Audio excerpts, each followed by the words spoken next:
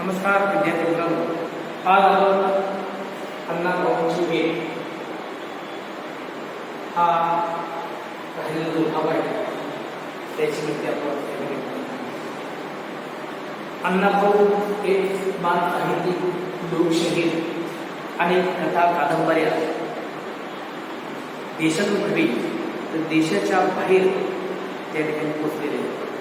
कथेच्या रूपानं अण्णाभाऊ देशाच्या बाहेर पोहोचले आणि वास्तव चित्र अण्णाभाऊंनी आपल्या कथा कादंबऱ्यामध्ये केले. त्या पाठामध्ये आपण पाठीमागे पाहिले लेखक उमप आणि अण्णाभाऊ या दोघांची झालेली भेट आणि या भेटीतून असणारे संवाद, एकमेकाचे विचार, एकमेकाचा असणारा पहाडी आवाज, एकमेकाच्या कलेची केलेली कदर ही या पाठातून तिने आपल्याला ऐकायला सांगितली. ज्यावेळेला अण्णा आणि लेखक विठ्ठल उमप यांची चेहरा नगरामध्ये भेट झाली. भेट झाल्यानंतर एका हॉटेलमध्ये चहा प्यायल्यानंतर त्यांच्यामध्ये असताना संवाद सुरू झाला. मग संवादातून त्या ठिकाणी असणाऱ्या लेखकांचं असणारं जे कथेवर प्रेम किंवा अण्णाने गायलेलं गीत असतं, पोहरे असते, लिहिलेले कथा असते, यावर या दोघांचं संभाषण चालू असतानाच याच्यात एक जवळीक, एक मैत्री, घट्ट मैत्री, इतकी मैत्री जमली या दोघांच्या मध्ये की दोघांनाही एकमेकांशिवाय चैन पडेना. एक दिवस जरी भेट नाही झाली तरी एकमेकाला होत. इतकी मैत्री. एकेकाळी या दोघांनी एकमेकाला कधी पाहिजे नव्हतं. आकाशवाणीवरचा कार्यक्रम आणि त्या कार्यक्रमातली अण्णाने ऐकलेली गीतं, यातून त्याच्यामध्ये झालेली ओळखीतून त्याचं रूपांतर मैत्रीमध्ये झालं. अंतर्गत त्याचा घरोबा वाढत गेला आणि तिसऱ्या दिवशी लगे लेखक अण्णाच्या भेटीला गेले. ज्यावेळेस भेटीला गेल्यानंतर आता लेखक आलेले आहेत, त्या अण्णाला माहिती चेहरा नगरामध्ये असणारी झोपडी, त्या झोपडीमध्ये एक असणारा मोठा टेबल, मोठी खुर्ची, चेहऱ्याचा एक लहान मुलगाला गोळीनं बांधलेला, अंध डोळ्याला अडकवलेला आणि मोडका टेबल, मोडकी खुर्ची आणि त्यावर अण्णा लेखन काम, साहित्य लेखन त्या ठिकाणी चालू. त्या लेखनामध्ये अण्णा मग्न झालेले. त्यांची पत्नी साठेवाणी साईडला गाला हात लावून विचार मांडलं साईड बसलेले होत्या. लेखक अण्णाच्या झोपडीजवळ आले, दरवाजा कडेला आत येऊन उभा राहिले आणि उभा राहिल्यानंतर हे सर्व चित्र पाहत होते. हे सगळे विचारामध्ये मग्न.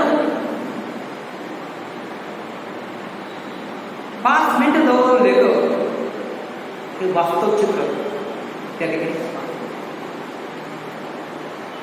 मग अण्णाची नजर दरवाजाकडे गेली. लेखक दरवाजा अण्णाने विचारलं, केव्हा आला? लेखकाने सांगितलं, मी आत्ताच आलो. ठीक आहे. म्हणजे अण्णा किती वास्तव जीवन या ठिकाणी जगत होते आणि जगत असताना वास्तव जीवन आपल्या लेखणीतून कागदावर उतरत होते. खऱ्या अर्थाने हे लेखन एक प्रॉब्लेम या ठिकाणी कुठल्याच प्रकारचा दाखली भाव नव्हता. जे सत्य बसते ते सत्य या लेखणीमध्ये उतरलेले. जो अनुभव आला, गरिबीचं जीवन कशा प्रकारे आहे, गरीब लोकांना कोणत्या समस्याला तोंड द्यावं लागतं, किती यांना किती समस्या त्यांच्यासमोर आहेत, हे अण्णाभाऊंनी जवळ अनुभवलं. स्वतः त्यातून जात होते. वास्तवामध्ये ते राहत होते आणि म्हणून वास्तव लेखक या साहित्यामध्ये त्यांनी. आता अण्णांचं विचारामध्ये मग्न होऊन केलेलं लेखन साहित्य, त्यांची असणारी एकंदर परिस्थितीचा अभ्यास, अनुभव त्या लेखकाने घेतला आणि अण्णांनी सांगितलं की व्हाला आता चालू त्यांच्यामध्ये नंतर पुढं काय चर्चा झाली बघूया.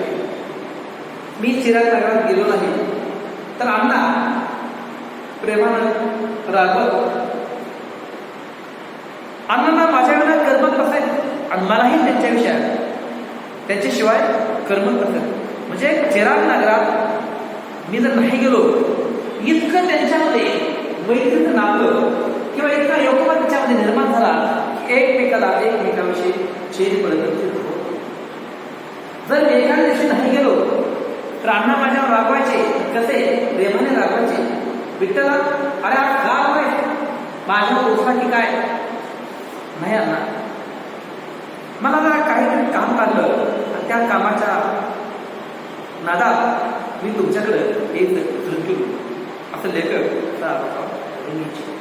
आणि परत त्यांच्यामध्ये गप्पा रंगायच्या. एकदा अण्णांना विचारलो, त्यांची वही चालली. त्या 80 पानी वहीत कुठलंही वाक्य व कुठलीही ओळ अण्णांनी खोललेली मला दिसली नाही. एकदा कुठले 2 प्रकाशक आले. त्यांनी अण्णांच्या 80 पाने असणाऱ्या 2 वह्या घेतल्या. माझ्या समोर एक ट्रान्झिस्टर अण्णाला देऊन बरं येतो म्हणून ते घेऊन गेले. अण्णांच्या गतेचं मानधन केवळ एक ट्रान्झिस्टर. मी विचार करतो एवढा अण्णा अहोरात्र साहित्य लिहायचं काम करायचे. वास्तव घटनेवर आधारित असणारं साहित्य हे लोकांच्या पर्यंत सहज पोचायचं, रुचायचं, आवडायचं. कारण सत्य घटनेवर आधारित असणारी कहाणी त्यांच्या असायची, कथा असायच्या, कादंबऱ्या असायच्या. मग त्यांच्या 200 पानाच्या असणाऱ्या 80 पानाच्या वह्या अशा लेखकाच्या घरामध्ये लागलेलं होतं. लेखकाने अण्णाला विचारलं, तुमची वही बघू? आणि अण्णाला विचारलं ते 80 पानी वही लेखकानं घेतली आणि बघायला सुरुवात. 80 पानाची वही चालल्यानंतर लेखकाने लक्षात की अण्णांचा असणारा लेखनामध्ये प्रभाव, विचारामध्ये असणारी ताकद आणि लेखन साहित्याची असणारी मांडणी, केलेली अचूकपणे असणारी मांडणी किंवा त्याच्यामध्ये कोणत्याही प्रकारची चूक नाही किंवा खाडाखोड सुद्धा नाही. इतकं करेक्टली लेखन, चांगल्या प्रकारचं लेखन, सुंदर अक्षरामध्ये केलेलं लेखन हे पाहून लेखक विठ्ठल होतं चकित झाली. एक पाहत होतो नाही तेवढ्यात 2 प्रकाशक आले. आमच्या 2 प्रकाशकांनी अण्णांच्या त्या 2 वह्या, लेखन साहित्याच्या 2 वह्या घेतल्या आणि त्या वह्यात एक ट्रान्झिस्टर अण्णाला देऊ केला. आणि ही लेखक मंडळी जे प्रकाशक आले होते ते प्रकाशक त्या 2 वह्या घेऊन लेखक प्रश्न पडला. एवढं महान साहित्य, चांगल्या प्रकारची विचारांची केलेली मागणी, प्रभावी असणारं लेखन साहित्य असणाऱ्या 2 वह्या 2 प्रकाशकांनी एका ट्रान्झिस्टरची किंमत काय आहे? एक ट्रान्झिस्टर देऊन ह्या 2 वह्या घेऊन गेले. इतकं कमी मानतात? लेखकाला प्रश्न पडला.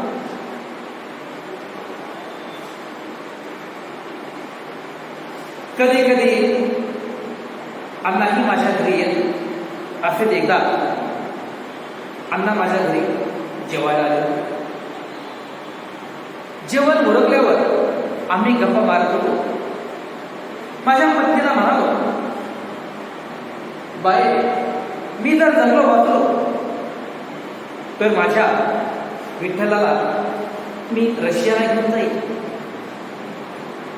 अण्णांचं बोलणं मध्येच थांबू मी म्हणालो, अण्णा, मॉस्को शहरात आपल्या कादंबऱ्याचं तिथल्या भाषेत अनुवाद झालेत असं मी ऐकलंय, हे खरंय? अण्णा म्हणाले, हो हे खरंय. मग आता पुढचं पॅरेग्राफ असा होता की लेखकाच्या घरी एकदा अण्णा जेवायला गेले. आता नेहमी एकमेकाच्या घरी सारखं गाणी असायचं, घट्ट मैत्री या दोघांच्या झाली. मग अण्णाभाऊ साठे हे विठ्ठल उमप या लेखकाच्या घरी जेवायला गेले आणि जेवण करत असताना अण्णांनी लेखकाच्या पत्नीला विचारलं, बाई, मी जर जगलो वाचलो. जेवण करत असताना अण्णा विचारतात, बाई, मी जर जगलो वाचलो तर या माझ्या विठ्ठलाला मी रशियाला घेऊन जाईल. मी जर जगलो वाचलो तर माझ्या या विठ्ठलाला मी रशियाला परदेशात घेऊन जाईल. एवढ्यात लेखक मध्येच बोलले, विठ्ठल म्हणाले, अण्णा, मॉस्को. आता या ठिकाणी अण्णा म्हणतात,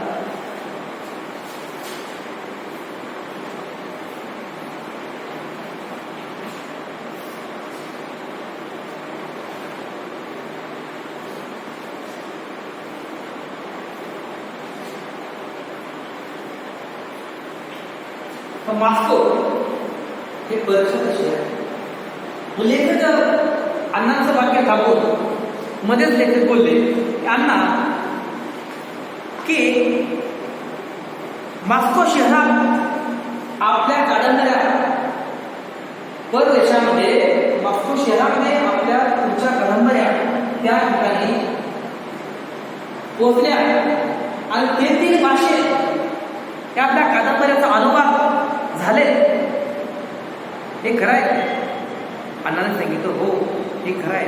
म्हणजे अण्णांचं साहित्य अण्णा परदेशात जाण्या अगोदर साहित्य युरोप खंडात, रशियात, परदेशात पोहोचलं. तेथील भाषेमध्ये त्याचा अनुवाद झाला आणि ते साहित्य फार मोठ्या प्रमाणात त्या ठिकाणी शहरामध्ये त्या भागात विकले गेले. फार मोठ्या प्रमाणात विकून प्रचंड पैसा त्या साहित्यामधून गोळा झाला. अण्णा मॉस्कोमध्ये आपल्या कादंबऱ्याच्या अनुवादाचे अमाप मानधन तिथल्या बँकेत आहे असंही म्हणतात. तुम्ही ते मानधन काही करून मिळवा, आलिशान बंगला बांधा, त्यात डायनिंग टेबल, खूप बेडरूम, पुस्तकांचे कपाट, सगळं थाटामाटात करता येईल.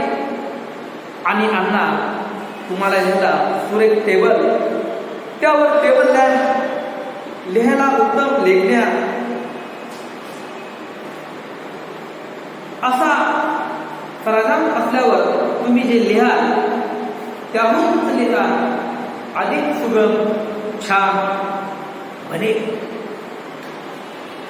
लेखक एवढं थांबले नाही. लेखकाला लगेच पुढचा विचाराले, अण्णा, तुमचं लेखन साहित्य हे परदेशामध्ये मॉस्कोमध्ये जाऊन पोहोचलं. या साहित्याची किंमत सुद्धा अमाप आहे. अमाप किमतीने हे साहित्य विकलं गेलं आणि अमाप किंमत मिळून 3 पैसे ते त्या मॉस्कोच्या बँकेमध्ये ते मानधन जमा केले. हे खरं आहे? हो. प्रचंड साहित्य एकूण पैसा मिळालेला आहे. आपण सारा पैसा त्या बँकेमध्ये पडून आहे. मग अण्णा, तुम्ही एवढं साहित्याचं मानधन त्या परदेशाच्या बँकेमध्ये पडून असताना असं आराखीचं जीवन, झोपडीलं जीवन कशासाठी जेवण करताय? त्याच्यापेक्षा मस्तपैकी तो पैसा जर तुम्ही मिळवला, कारण तुमचाच पैसा आहे, त्या पैशावर तुमचाच हक्क आहे. त्या पैशातून तुम्ही मस्तपैकी आलिशान बंगला बांधा, गाडी घ्या, बंगला बांधा, गाडी घ्या, मस्तपैकी बंगल्यामध्ये फर्निचर साहित्य निर्माण करा, पुस्तकं ठेवण्यासाठी कपाट, टेबल, खुर्ची, फ्लावर पॉट, टेबल लॅम्प, लेखन साहित्य, सुंदर अशी रचना तुम्ही या ठिकाणी घरामध्ये करू शकता. आणि त्या असणाऱ्या सुंदर खुर्चीवर, मस्त असणाऱ्या टेबलवर लॅम्प असणारा लेखन साहित्य असणार आहे, प्रभावी लेखन साहित्य असणार आहे. आणि त्या प्रभावी लेखन साहित्याच्या साहित्यातून लेखन साहित्य सुद्धा किंवा लेखन सुद्धा तुमचं उत्तम आणि सरस बनेल. असं का करावं? त्यावर अण्णाने त्यांना काय उत्तर दिले बघा.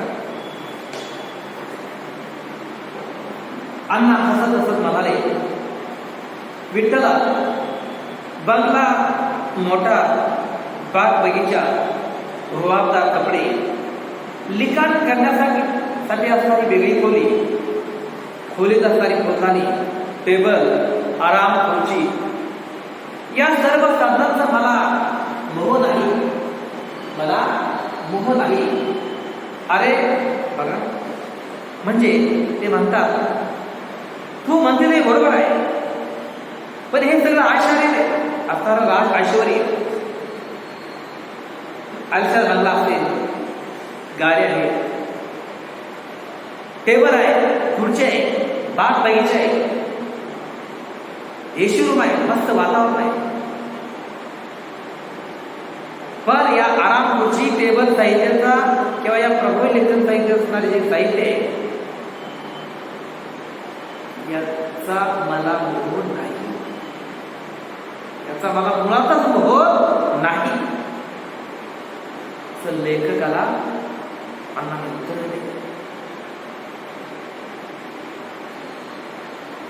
त्यापेक्षा सर्व या साधनांचा मोह मला नाही. आणि झोपड्यात दीनदलितांची दुःख मला अनुभवायला मिळतात. झोपडीमध्ये दलितांची, दीन दुबळ्यांची, गरिबांची दुःख मला अनुभवायला मिळतात, पाहायला मिळतात. वास्तव जीवन कशा प्रकारे लोकांचं आहे हे वास्तवात आपण स्वतः जीवन जगल्यानंतर ते या ठिकाणी समजतंय. पोटतिथली भाषा, त्यांचं जीवनमान, तिथली वास्तवता ही झोपडीत राहूनच लिहू शकेल. बंगल्यात मला एक अक्षरही दिसणार नाही, बंगल्यात ओढून काढून काल्पनिक लेखन मात्र मी करू शकेल. झोपडीत उपाशीपोटी कशी लोक जीवन जगतात, पावसाळ्याचं झोपडं गळतं तेव्हा त्या पाण्याखाली तेचकी भगोलं परात कशी लावली जाते. थंडीच्या महिन्यात दिन दुबळ्याला थंडीत चोपडत बसावं लागतं. इथलं दुःख झेलत जगणारी माणसं, त्यांची पालक, त्यांच्यामध्ये असणाऱ्या हाणामाऱ्या, अरे विठ्ठला काय सांगू. अरे वास्तवानं होतपर्यंत भरलेल्या या दुबळ्या जगाचं सत्य साहित्य मला बंगल्यात बसून लिहिता येणार नाही. माझ्या कादंबऱ्याचं नाव मास्कोतच राहू दे, त्या संपत्तीत मी बिघडून जाईल, गरीबाला विसरून जाईल, सत्य लिखाणाला पाठवा होईल.